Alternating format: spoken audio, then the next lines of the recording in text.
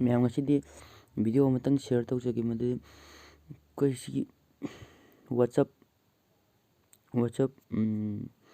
ta auto message sida auto message thamije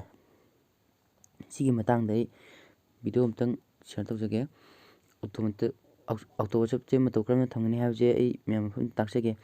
do ma'am ai video je haudringai da ma'am na kano tawbiromo subscribe masung like share tawbiromo ma'am na share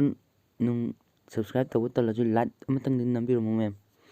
amanda khoi sigi WhatsApp ki 3 dot che mathaki WhatsApp ki 3 dot che si changbiro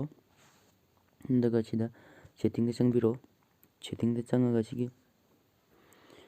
message tool sida changbiro business tool hai sida aigi WhatsApp che business WhatsApp oibegine si changbiro duga getting message habaje sida natragana message automatic when you are away hai sida lambiro ahambajida nambiro getting message ta sida changama matungda sida leire sida tikche on off sanabiro on tawbiro duga sida changbiro sigi writing gi pencil yekpaduda duga sida leiribaje si adomna thaning mado thabiro duga okay ji tawbiro